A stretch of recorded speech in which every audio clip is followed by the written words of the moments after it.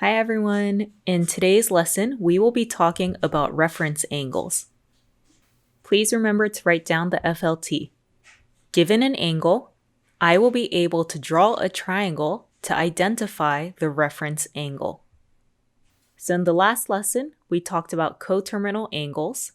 Today, we'll be talking about reference angles. So a reference angle is the smallest angle that the terminal side of a given angle makes with the x-axis. And this might sound confusing at first, but just write it down and then we'll look at what this actually looks like on a coordinate plane. So here's a cool math widget that I found. So here, notice how the reference angle, the angle in blue, changes as we look at different given angles. So notice when we're in the first quadrant, the given angle and the reference angle are the same. But notice how the reference angle is different in quadrant 2. This is what it looks like in quadrant 3. And then lastly, in quadrant 4. So the reference angle is that angle created by the terminal side and the x-axis. It's the smallest possible angle created in that manner. And I also like how Delta Math presents it. Notice how as we move the angle, it creates a triangle. And this is actually called our reference triangle. And so this triangle that is always hugging the x-axis will help us find the reference angle. So going back to the definition, a reference angle is the smallest angle that the terminal side of a given angle makes with the x-axis. So let's take a look at what that would look like in each quadrant. So in quadrant 1, the reference angle is actually the same as the given angle measure. So for example, if our given angle is 45 degrees, our reference angle is also 45 degrees. And then in quadrant 2, we have the given angle in gray, and then the blue angle is the reference angle. Remember, the reference angle is the smallest angle between the terminal side and the x-axis. Here's what a reference angle would look like in the third quadrant, and then in the fourth quadrant. So again, the reference angle is the smallest angle between the terminal side and the x-axis. And for our examples, we'll be drawing out the reference triangles to help us better see the reference angles. So for example 1, we are going to find the reference angle for 120 degrees. Please try to draw this coordinate plane as accurately as possible, including this circle. This will help us draw out the reference triangle. So we're going to find the reference angle for 120 degrees. So first, let's figure out which quadrant that would be in. 120 degrees is somewhere around here between 90 and 180 degrees. You don't have to be exact, but make sure you're in the correct quadrant. And we draw our terminal side, and then from here, we can actually create our reference triangle.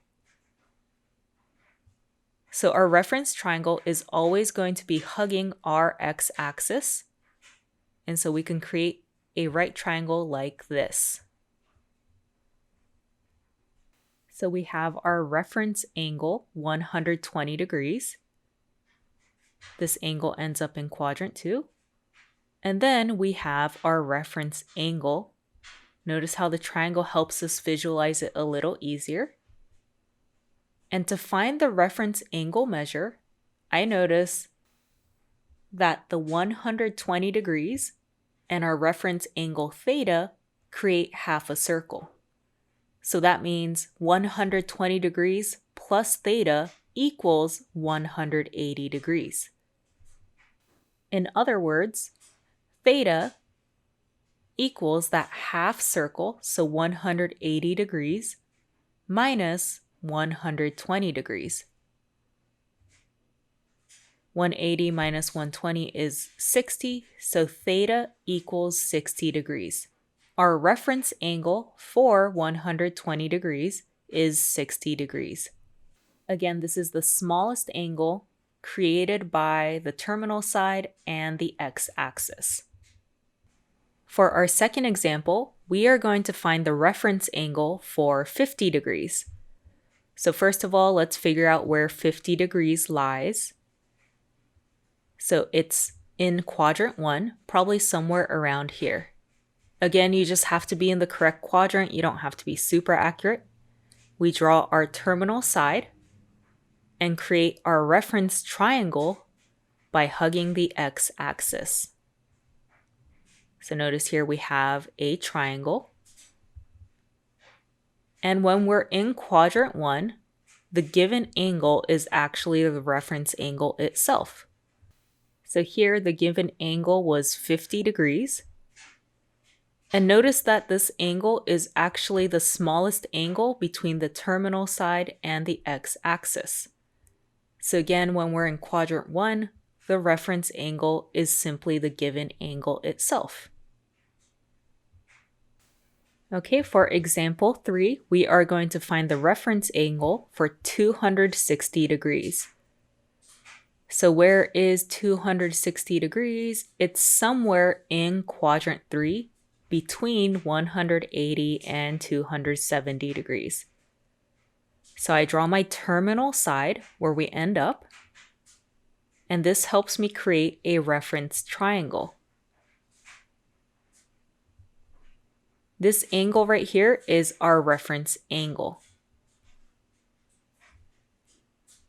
So notice here, 260 degrees is the given angle.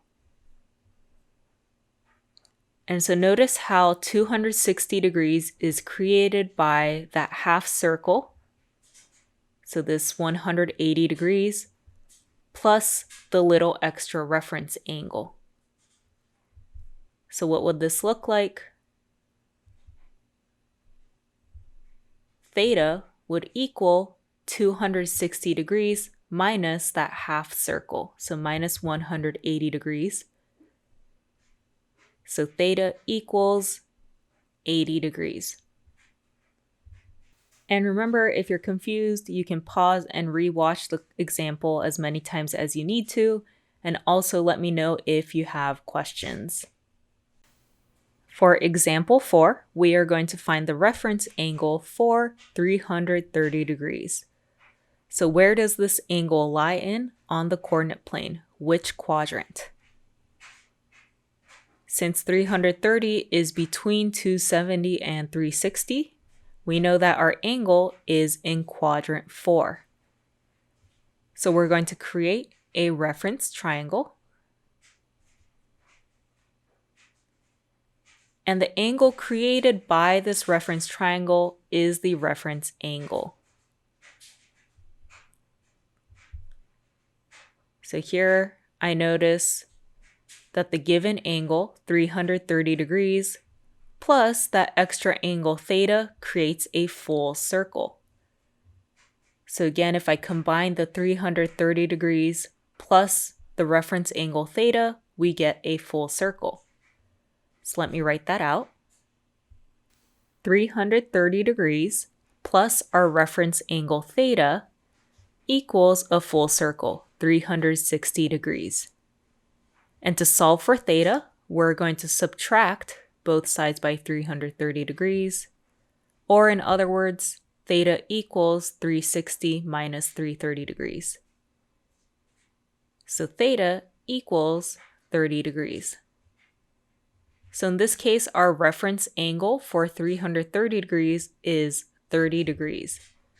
Again, the reference angle is the smallest angle created between the terminal side and the x-axis. Let's look at a few more examples. So we're going to find the reference angle for 225 degrees. So 225 degrees is in quadrant 3, probably somewhere around here. So I draw my terminal side and this helps me create my reference triangle. This is my reference angle, and this is my given angle, 225 degrees. Notice how if we add our reference angle theta and half a circle, so 180 degrees, we get 225 degrees, our given angle. In other words, theta equals 225 degrees minus half a circle, so minus 180 degrees. And we find that theta equals 45 degrees. So this is the smallest angle measure between the x-axis and the terminal side. And then for some examples on Delta Math, you won't be given this circle, so you'll have to draw out the circle as well as the reference triangle on your own. Let's look at one more example. We are going to find the reference angle for 100 degrees. So go ahead and try this on your own and then press play when you're ready. So 100 degrees is somewhere in quadrant 2. So we draw our terminal side and create our reference triangle. And so where would our reference angle be? Right here. And then this angle measure is 100 degrees, our given angle. So notice how if we combine 100 degrees plus our reference angle, it creates a half circle. So 100 degrees plus theta equals 180 degrees. In other words, theta equals that half circle, 180 degrees, minus 100 degrees.